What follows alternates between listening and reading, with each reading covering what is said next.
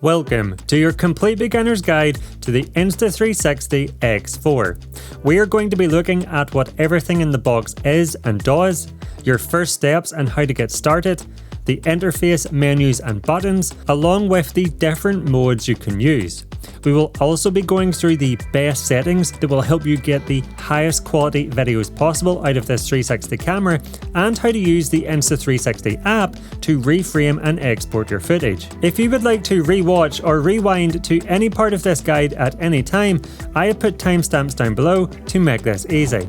Alright, let's get you up to speed on the Insta360 X4. So let's start by taking a look at everything that comes inside the box, and then we will move on to setting it all up. Opening up the box, the first thing you will see is the Insta360 X4 action camera itself, and next to it we have this box which contains all of the accessories. We first get a protective pouch for the X4, which is great as it means when you're not using the camera you can place it inside of here to stop it getting scratched and dirty. And if you open it up, you will find a lens cleaning cloth and a USB-C cable. In the other box, you will find the standard lens guards, and you can place these on the X4 to protect the camera's lenses. Also included in the box is this thermal grip cover, and this can be attached over the X4 to improve the grip when holding it, but it also reduces the surface temperature of the camera, making it more comfortable to hold when recording for a long time. Now, the Insta360 X4 does not come with a MicroSD card, so you will also want to pick one up that is compatible with this camera. Using a card that is incompatible or too slow may cause a wide range of issues while recording, such as freezing or footage that might get damaged or become unusable. So to get the best results from the X4, you will want a microSD card that has a speed class of UHS-1 and a video speed class of 30. On screen now I will put a list of recommended microSD cards, so feel free to take a screenshot or pause this video to make a note. Alright, let's get your new camera set up so that you can start using it. The first thing you will want to do is remove the protective stickers from the front and rear camera lens and also the touchscreen. You will also see a sticker on the battery door which can also be removed. Now here's a top tip: whenever you are placing the X4 down, I always recommend putting it down on top of the protective pouch. This is because the lenses of this 360 camera can be quite sensitive, and you don't want to get them scratched or dirty because these will show up in your videos and the lenses aren't replaceable, so just be extra careful to take care of them. Now let's insert our microSD card into the X4. On the left side of this camera you will see this long door, which can be opened by pulling these two tabs together, and once you do that, this door will pop out to reveal the camera's battery. And once we remove this, you will also be able to see the small microSD card slot. Now this can be a little fiddly, but you want to take the microSD card, and with the top of the card facing the same direction as the symbol, you want to place it into that slot and push it in until you feel a click, and then you can reinsert the battery. Make sure to push it all the way in so that both the latches close completely, and you can tell this has happened because you won't see any red. If you do see red on the latches, just push the battery door slightly more until they click into place. This is very important to do because if you see any red, it means the battery door is not sealed properly and the X4 won't be waterproof. Now before we can go through the initial setup, we need to charge the X4, and this can be done with the supplied USB-C cable. Looking at the left side of the camera again, you want to open this top door, and underneath it you will find a USB-C port. Now this is what you connect the cable to charge the battery by plugging the other end of it into a power source such as a wall charger or a computer. And once plugged into a power source, the screen will turn on and you will see a green icon showing the current amount of charge that the battery has. You will also see a small LED light turn on at the bottom of the X4 to let you know the camera is charging. And once that light at the bottom of the camera turns off, this signifies that the battery is fully charged. Now let's power on the Insta360 X4 and go through the initial setup, which you can do by pressing the power button on the side of the camera. After a few seconds, you will see the screen turn on, and on the first window, you will want to select the language you want to use. In this case, I am selecting English, then hit next. Next, you will see a prompt asking you to connect to the Insta360 app. So if you haven't already, go ahead and download this app to your smartphone by going to the Android or Apple iOS store and searching Insta360. So once the app is downloaded, open it up on your phone and then tap the small yellow camera icon on the bottom of the screen. After a few seconds, you will see a small graphic of the X4 appear, and you want to press this connect button just below it. Once you do that, you will see a blue confirm button appear on the screen of the X4, and you want to press this to confirm that you want to connect the camera to your smartphone. Now once the camera is connected, you will see a prompt saying that new firmware has been found, instructing you to do the update. Now this is very important to do because not only will it install bug fixes and performance improvements, but it will also add new features added after the launch of this camera, such as the new enhanced framing tools, which includes powerful AI editing enhancements, and we will be looking specifically at these new features later in this guide. So to make sure that you have them, go ahead and press the start to download button, and over the course of a few minutes, this will update the firmware wirelessly from the app to the camera. So feel free to pause this guide as you go through the process of updating the camera's firmware. And this would be a good time to say, if you're getting value from this video, please let me know by giving me the thumbs up and clicking that like button down below. And if you love all things 360 cameras, but also regular action cameras, drones, gimbals and more, and want to learn about the best settings to get up and running quickly, along with tips and tricks to help you get more cinematic videos and better looking images with your gear, then please consider subscribing by clicking that subscribe button down below. And when you're down there, be sure to check the notification bell so that you will be alerted when my new videos are released. It would be greatly appreciated. Alright, getting back to the setup, and as you can see, the firmware has now fully updated. Now you will see this prompt saying activate, and when you press this, it will activate the Insta360 X4, and now our camera is ready to use. So let's now take a quick look at the camera, going over what everything is and what all the buttons do. Starting at the top, you will see the camera has two lenses on either side, and when recording it captures footage from both of these at the same time to create that 360-degree sphere image.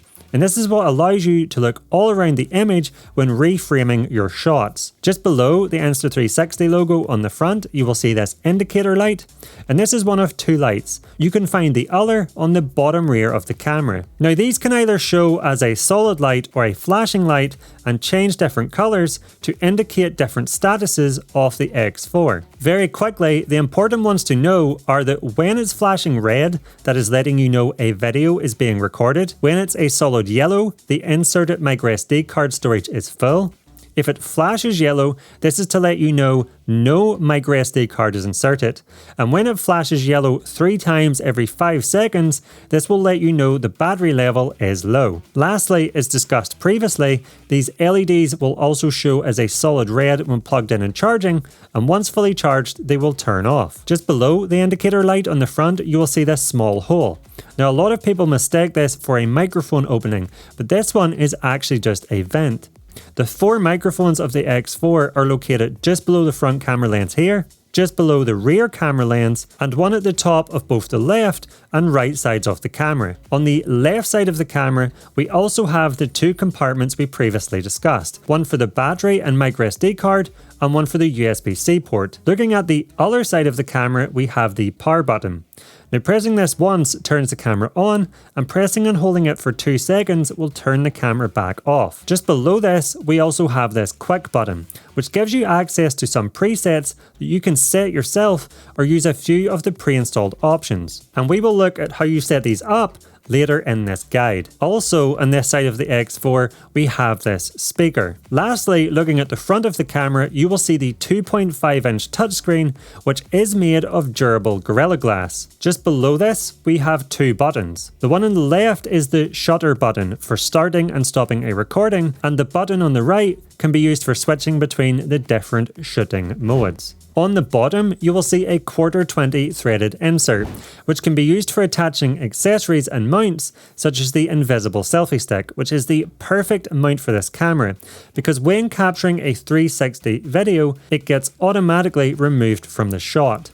If you don't have a selfie stick yet, I personally recommend this one from Insta360, which they call their invisible selfie stick, and it can extend up to 114 centimeters. As a top tip, you want to make sure your selfie stick is mounted straight on the camera and that you're holding the X4 straight, as this will ensure that it is fully automatically removed from the clip when capturing 360-degree shots. Now, something to be aware of is, if you use a selfie stick that has a bend in it, you will find that not all of the stick gets removed from the videos. Alright, if you haven't powered on your camera yet, go ahead and do that now, as we are going to look at how to use the touchscreen and do things like change between the different recording modes. Now, with the camera turned on, the first screen you will see is the main recording view, which looks like this. Now, this allows you to see what you're going to record, but you can also drag your finger on the screen to adjust the direction you're previewing.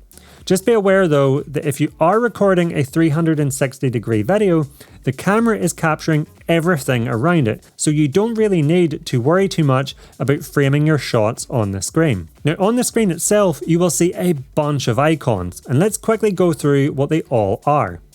On the top right, you will see a little icon of a battery, and this will show you how much battery life is remaining. On the top left corner, you can see how much recording time you have left for the storage remaining on your MicroSD card. Moving down, and on the right side of the screen, you will find this lens button, and when pressed, it will allow you to change the field of view. In 360 mode, you have 3 options to choose from: Mega, Ultra and D-Warp. The first option, Mega View, is a very wide field of view, but it also has a few benefits such as less distortions at the edges, which is normally caused by the camera's fisheye lenses, and an overall better image quality. In my opinion, Mega is a great option for most outdoor and sports style shots, and it also works really well if you have the camera attached to a car, for example.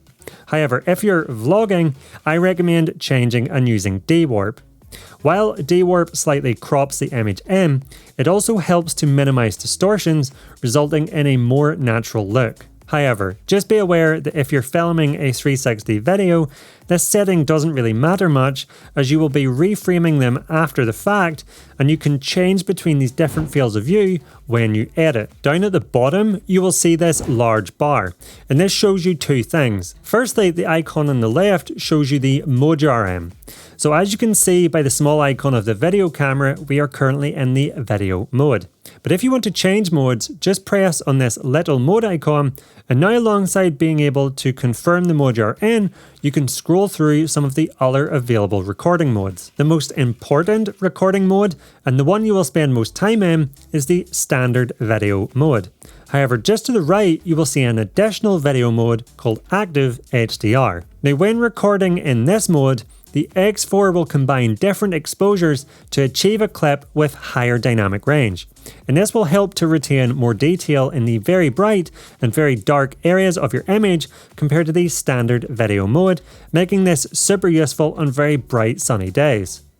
Swiping left will switch you into the standard photo mode, and what's really nice is that with the X4 you can capture 72 megapixel photos, which will allow you to pull multiple different images and perspectives out of a single 360 photo. Swiping on the mode screen again takes you to the HDR photo mode, and when using this, the camera will capture shots with different exposures that are automatically captured and combined to create a photo with a higher dynamic range. There's also an interval mode where photos are taken at timed intervals, for example every 5 seconds continuously, and these could then be combined into a time-lapse, for example. In burst mode, several photos are taken in quick succession at very short intervals, for example around 15 seconds per photo, and this mode would be great for capturing action where you don't want to miss the perfect moment. Changing to star lapse, you can take a time-lapse shot of the starry night sky, and the next mode along is a mode called loop recording. Now, loop recording allows the camera to continuously record video by capturing a 3-minute window and overwriting the older footage. And this is particularly useful for situations where you want to capture events without worrying about storage space running out. Essentially, the camera will keep recording in a loop, ensuring that you always have the most recent 3 minutes of footage when you stop recording. The next 3 recording modes get even more interesting. Bullet time creates this very unique effect. To do this, you mount the camera on a dedicated bullet time mount and then swing it horizontally in a circle above your head. This results in this awesome effect and can really spice up your video sequences. Next along, we have a time-lapse and hyperlapse mode, or as Insta360 calls it, time shifts. I find the X4 to be excellent for capturing these kinds of shots, as you can dynamically change the framing in post. This means that if you capture a standard time-lapse with the camera static and stable on a tripod, once you have finished recording in the Insta360 app, you can add a left to right motion to make them more dynamic. With time shift mode, on the other hand, you want to start recording and then move either towards or away from your subject, or my favourite is to walk around your point of interest to create this awesome hyperlapse effect. Now, another way that you can change between these modes is by simply using the mode button, and pressing this will bring up the same screen, and then you can keep pressing the mode button to cycle between all the modes available. Now, you might have noticed 2 additional buttons on this menu along the top, one saying 360 and another saying single lens. And changing between these options fundamentally changes how the camera works. In 360 mode, the camera merges the shots from the 2 lenses into one 360 degree image, which you can export and use as a 360 clip, or what's more likely is that you will reframe it after the fact and then create a traditional sized video clip from it. And this is one of the main advantages of a 360 camera. Being able to reframe your shot after you have recorded the video is a massive advantage. However, just be aware that you cannot use a 360 shot directly from the camera. You must always edit or export it before you can use it, which can be done in the Insta360 app or the desktop app. If, however, you change to single lens mode, the X4 now changes to work more like a classic action camera. Now it will only record with one of the 2 lenses. So if you are going to use this mode, it's critical to select the right lens and make sure your subject is composed correctly before hitting record. Now, to change between the 2 lenses when in single lens mode, you can do that by tapping this icon here on the home screen. Now, when using single lens, there's an additional recording mode called Me mode. In this mode, although it is a single lens recording, you can use the X4 like a 360 camera, meaning that you can place it on an invisible selfie stick and hold it whatever way you want without having to worry about it being framed on yourself, as the camera will automatically recognize where you or the subject is in the scene and will keep the shot centered on them at all times. So you end up with a traditional style video clip without having to worry about manually reframing it in the app. So looking at the home screen again, if you want to change the settings for the current mode you are in, you can tap on this settings button at the bottom of the screen, and this brings up a new menu where you can change the resolution and frame rate. And if you are in other modes such as the time-lapse mode, you will also see other relevant settings appearing here. Now, looking at this menu, you will see in the X4 we have the ability to record 8K at up to 30 FPS.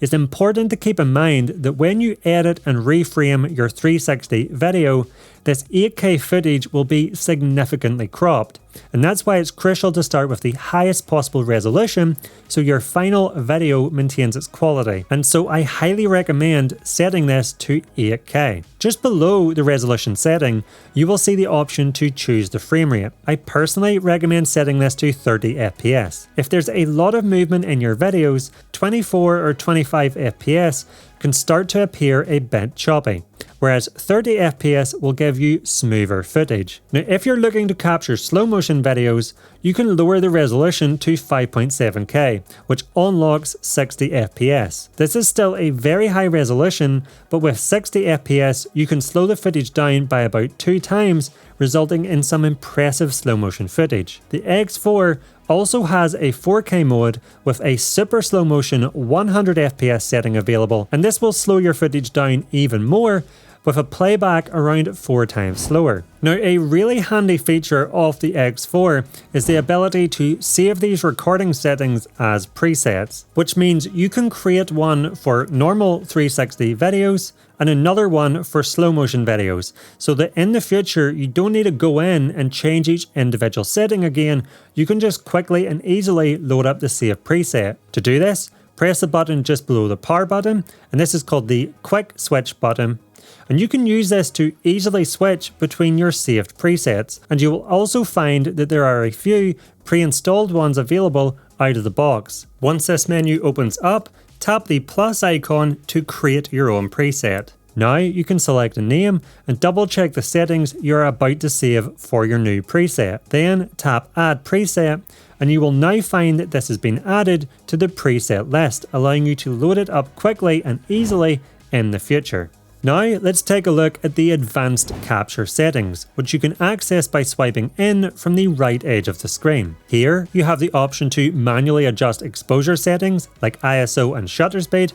However, I generally recommend sticking with automatic exposure unless you have a specific reason to change it. At the top of this menu, you will also find some crucial settings, including the color profiles available on the X4. Now there are 3 options to choose from: standard, vivid and flat.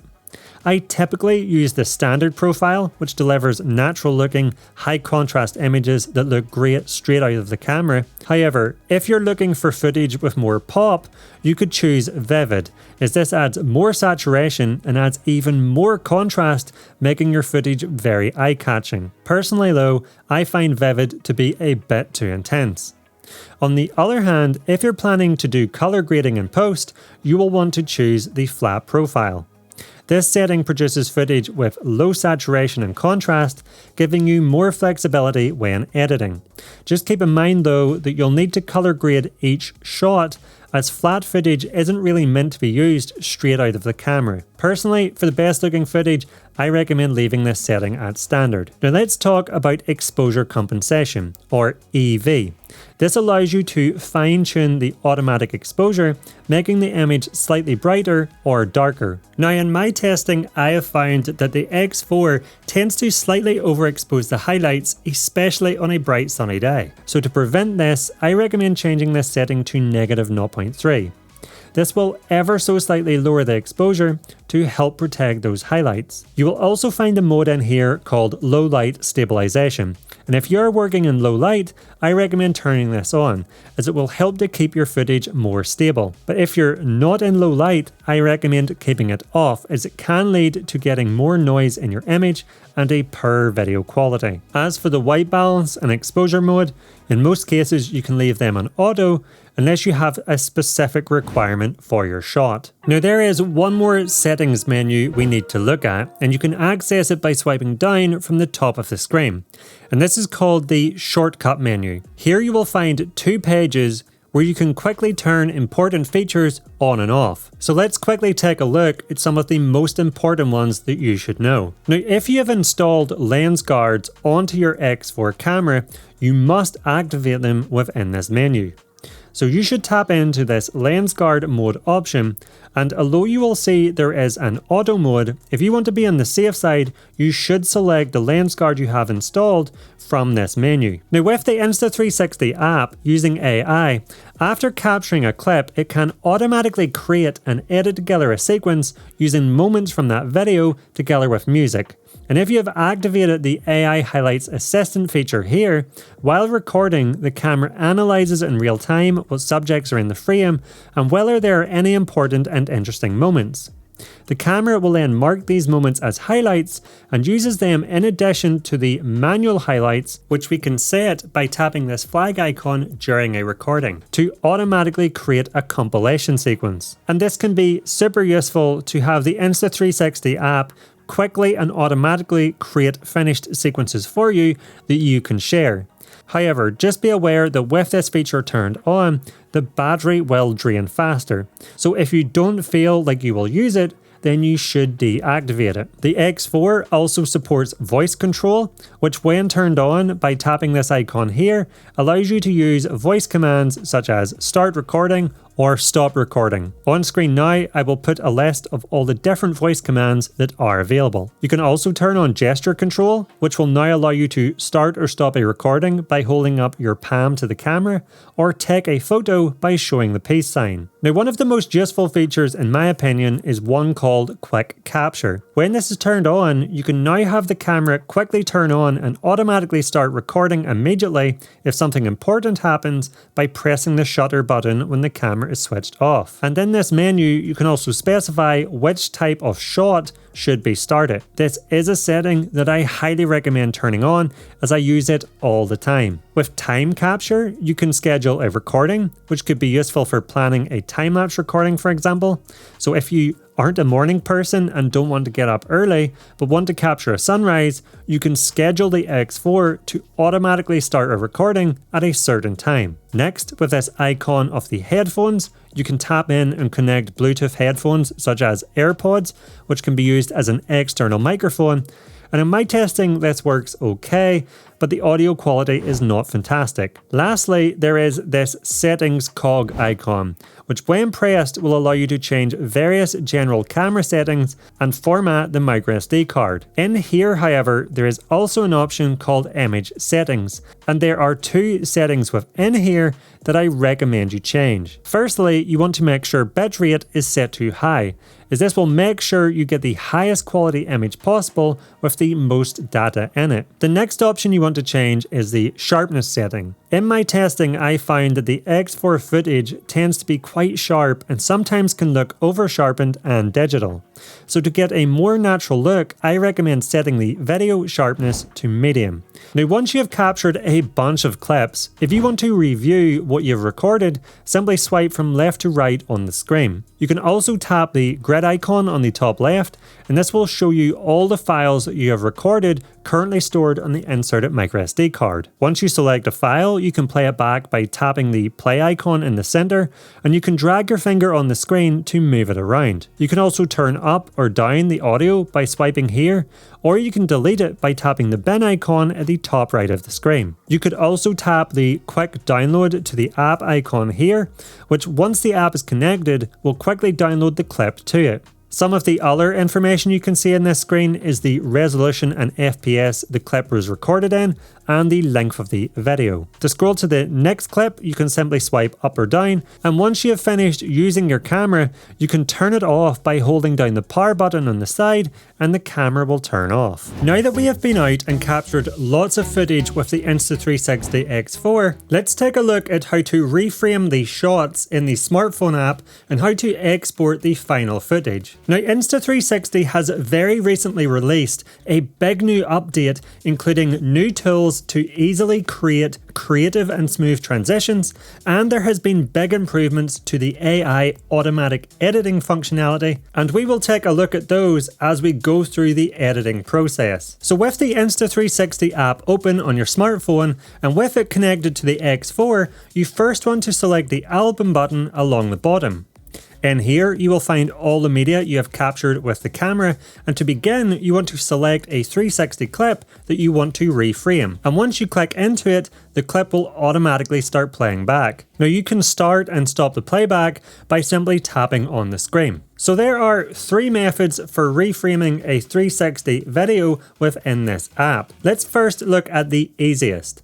If you select AI and then tap this icon along the bottom of the screen, the app will analyze your video and recognize all the different scenes, identify the type of activity you are doing, and find the best parts of the video to automatically create a compilation with music that allows you to have a finished video that you can share online very quickly. Once this has been generated, the first thing you want to do is select the aspect ratio you require, which you can do by tapping on the 9:16 icon along the top of the screen. In here, you can choose 9:16 vertical for social media apps like Instagram, or 16:9 horizontal, which is perfect for YouTube. Once this is done, you can now play this compilation back to preview it, or if you press edit, you can change the template for the compilation, which adjusts the video style, and you can even make changes to the music. You can also delete clips contained in this compilation, or edit, trim, and even change the framing of the individual clips. If you press into clips, you will find all the reframed highlights that the app has recognized, and you can also see which ones have been selected. As you can see along the top, all the highlights have been grouped by topic using the upgraded AI functionality, making them very easy to scroll through. In here, you can again change the framing of the individual highlights, mark new highlights, or deselect highlights automatically chosen by the AI. Now, if you do go in and add or remove a bunch of new highlights, you can then press auto edit again to regenerate the compilation with the new marked points. And once you're happy with the finished video, you can export it by tapping the yellow export icon on the top right of the app. The second method for reframing is called Quick, and once you select this mode, you can easily reframe the clips yourself. At the bottom, you will see a record button, and you can drag this to a point in the video that you want to start your reframed clip. Once you're happy with the starting point, press record, and now the video will start playing back, and you can set the framing by moving your smartphone, and the motion will be copied onto the video, by dragging your finger on the screen, or by using the joystick control on the app. Now, by far, one of my favourite features is the automatic tracking. If the app identifies a person or subject, you will see this small green tracking icon appear over them, and once you press that, a green box will appear over the subject. Now, when you hit record again, the app will automatically reframe the video to keep that subject centered the entire time. And once you want the tracking to stop, just press that shutter button again. Now, on the bottom left, you will see this album button, and if you press into it, it will allow you to see all your reframed clips. You can also click into them and edit them further if necessary. And once you're happy with the results, you can again export the clips by tapping the yellow export button on the top right of the screen, but just remember to set your aspect ratio before exporting. Lastly, there is also a pro method for reframing, and this mode gives you much more freedom. In this mode, along the bottom, you will find a timeline of your clip, and you can zoom in or out in this timeline by pinching or expanding your fingers. And if you swipe your finger on the screen, you can move the framing around. Now, once you're happy with the framing you have selected, you want to tap the plus icon on the timeline, and this creates a keyframe. Now, a keyframe marks the perspective you have chosen for that point along the timeline. Now, on the timeline, you will be able to see any point of the video which has a keyframe set, because you will see this small icon of a white circle with a yellow dot. Now, once you've set up your first keyframe, you can also select your field of view from options such as Mega, Ultra, and Dewarp, or you can just pinch or expand your fingers on the screen to zoom in or out manually. Most of the time when I'm reframing videos, I like to use Mega View or Dewarp. And now let's say as you've moved along the video, after a while you want the view to change from being on yourself to what you're looking at. Well, you can simply move the framing around and now set another keyframe. And now when you play this back, the movement will automatically and smoothly move between them two keyframes. Now, if you're looking to have a cool and creative movement between two keyframes, well, another recent update to the Insta360 app added new predefined movements that are super easy to add to your video. If you tap on a keyframe, you can select the option called Movement. In here, you will find a range of different movements split into categories such as protagonists, highlights, classics, and more. And you can tap on any of these movements to preview them, and you can also adjust the length of the movement along the bottom. I recommend you try a few different ones until you find the one that you like, and then once you have made a decision, you can simply select it. I really like this movements feature because it allows you to quickly and easily add massive production value to your finished videos. Lastly, if your clip is very long, you will want to trim out the parts you don't want, and you can do this by pressing the trim icon and then dragging the start and end handles of the timeline until only the selection of video you want to be exported is highlighted. Again, to export, simply tap the yellow export button, and then here you can select a variety of settings such as resolution, frame rate and bitrate. Finally, press export again and your video will be ready to go. So all that's left is for you to head out with your Insta360 X4 and capture some amazing 360 videos with it. And I really hope this beginner's guide has helped you get up and running quickly. Now before you go, if you have learned something new, please let me know by giving me the thumbs up and clicking that like button down below.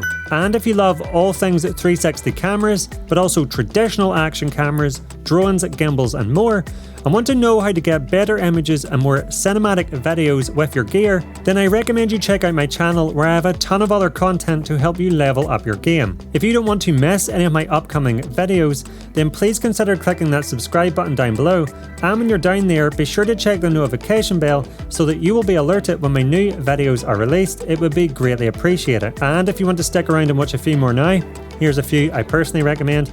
I'll not keep you back any further. Thank you so much for watching. I'll catch you over there.